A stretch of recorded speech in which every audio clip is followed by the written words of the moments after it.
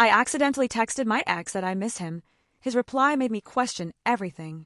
It was a normal Tuesday night in Chicago. I had just gotten home from work, kicked off my heels, and was curled up on the couch with a glass of red wine. My boyfriend, Mason, had been distant lately.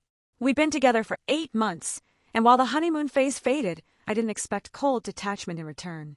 So I decided to send a heartfelt text, just as simple, I miss you. Things haven't felt the same lately, and I just wanted you to know I still love you. I typed it out slowly, thoughtfully. Not dramatic, just sincere. As I hit send, my stomach dropped. I had sent it to Nathan. Nathan, my ex-boyfriend of 3 years, who I hadn't spoken to in almost a year. The guy who I thought I'd marry. The same guy who broke my heart when he moved to Seattle for a job and told me long distance just wasn't realistic. I stared at the screen in horror, heart pounding. I messaged, delivered. No, no, no, no. I muttered, fumbling to delete it, knowing full well it was too late. Panic set in. My hands were clammy. My brain was doing Olympic-level gymnastics, trying to come up with a fix. Do I follow up with a wrong person text? Do I ignore it? Block him? Throw my phone into Lake Michigan? To make it worse, the message was vague enough to be interpreted a dozen different ways. It wasn't, "Hi, Mason." It wasn't signed, and worst of all, it sounded like something I might still feel for Nathan.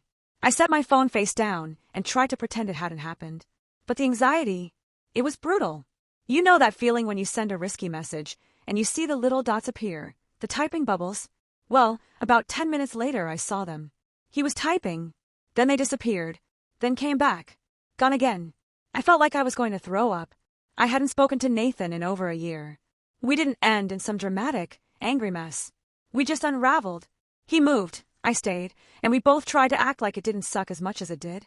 But deep down, we both knew the feelings never completely went away. When I finally dared to turn my phone over, my pulse quickened.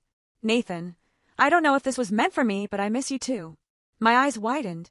I reread it 3 times. He missed me? What the hell? I expected silence. Maybe an awkward, wrong person. But this, it opened the floodgates to a part of my heart I thought I'd closed for good. I stared at the screen for what felt like hours. My wine sat untouched. My mind was racing.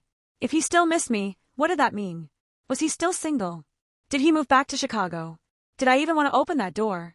Mason's name sat above our last conversation from 3 hours ago, a dry reply to a question I can't even remember asking. And just like that, I was sitting in this weird emotional purgatory, caught between the boyfriend I was drifting from and the ex I had tried so hard to forget. I didn't reply right away. I didn't even know what to say. But part of me, the one I kept hidden, felt something it hadn't in months. Hope and fear. Because maybe this text wasn't an accident at all.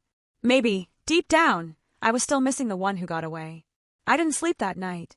Nathan's text played on a loop in my head. I don't know if this was meant for me, but I miss you too. I wanted to believe it was innocent, but my heart betrayed me. It wanted to believe there was something real still lingering between us.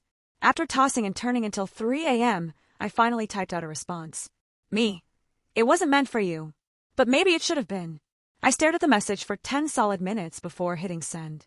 As soon as it left my screen, I buried my face in my pillow. What was I doing? I had a boyfriend. Kind of. Maybe. Honestly, I didn't even know anymore. Nathan replied 10 minutes later. Nathan, do you want to talk?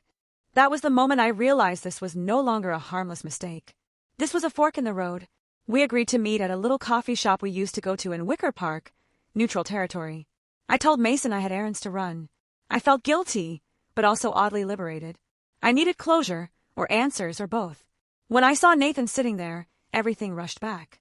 Same messy hair. Same black hoodie he wore 100 times when we used to cook dinner together on cold nights. But there was something different. A tiredness in his eyes. A stillness I hadn't seen before. He smiled when he saw me. Hey, I said, trying not to sound like I was choking on my own heartbeat. We sat. There was an awkward pause, and then we both laughed at the same time. It was a weird moment of relief, like we were both silently saying, okay, this is crazy, but here we are. He looked down at his coffee. So your text? Yeah, I said. That was meant for someone else. But I guess it hit a nerve. He nodded. I've thought about texting you 100 times. But I didn't want to mess with your life. I figured you moved on. I did, I replied. Sort of. But it never felt right. With Mason, it's like we're just existing. We don't connect the way we did. Nathan leaned back. eyes still fixed on me. I know it's been a while, but I never stopped wondering if I made the right choice by leaving. At the time, it felt like I had to. But I didn't realize what I was walking away from until I was already gone. That hit me harder than I expected. I stared out the window, trying to gather my thoughts. I guess I buried a lot of that.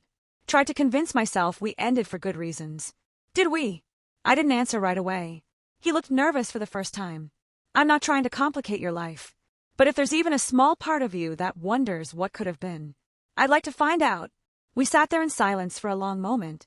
Just two people, tiptoeing around the gravity of a conversation that could change everything. When I got up to leave, Nathan gently touched my arm. You don't have to decide anything right now. Just think about it. I nodded, and as I stepped outside into the late afternoon breeze, my phone buzzed. Mason, hey, you coming over tonight? Or are you busy? I looked at his message, then at the street ahead of me. For the first time in months, I felt like I had a choice. I stood on the corner of Milwaukee Avenue, phone in hand, staring at Mason's message. Hey, you coming over tonight? Or are you busy? It wasn't a bad text, but it was just that, lukewarm. No, I miss you. No curiosity about my day, no spark. It was functional. And that had become the theme of our relationship. Function without fire. I didn't respond. Instead, I walked aimlessly, thoughts crashing like waves. My conversation with Nathan kept echoing in my head. The way he looked at me. The way my name sounded coming from his mouth after so long. It was familiar. Safe. And yet terrifying. That night, I sat on my bed, phone in hand, trying to draft a message to Mason. I owed him clarity, maybe even honesty. But every version I typed sounded either too cold or too apologetic. Finally, I settled on me. Hey, can we talk? In person. He replied almost instantly. Mason, sure. Everything okay? I didn't answer. I just told him I'd come over. When I walked into his apartment, Mason greeted me with a distracted hug, eyes half on the TV. Hey, babe, you hungry? That one question, casual, thoughtless, hit me harder than it should have. I sat on the edge of the couch, hands folded. Mason, can we pause the TV? He frowned, remote in hand, but obliged. I don't think this is working, I said calmly. He blinked. Wait, what? This. Us. I feel like we're just going through the motions. And it's not fair to either of us. There was a long silence. You're breaking up with me? He asked, more confused than hurt. I think we both know it's been fading for a while. You're a good guy, Mason. But it doesn't feel right anymore. Not for me. He exhaled. Is there someone else? I hesitated. No. But there was someone before you. Someone I never really got over. He didn't say much after that. Just nodded and walked into the kitchen. I left quietly, heart pounding, unsure whether I just made a terrible mistake or the most honest decision of my life. 2 days passed. I didn't reach out to Nathan. I needed space. Time to let the breakup settle. To feel it fully, and not just replace one person with another. But on Friday night, I found myself standing in front of the old bookstore we used to love. Nathan was waiting outside, a coffee in one hand and his other stuffed nervously in his jacket pocket. You came, he said, smiling. I did, I replied. I needed time. He nodded. I get it. I wasn't sure you would. We walked inside. No big declarations. No pressure. Just two people with history, curiosity, and a fragile sense of maybe. Over coffee and conversation, I realized something.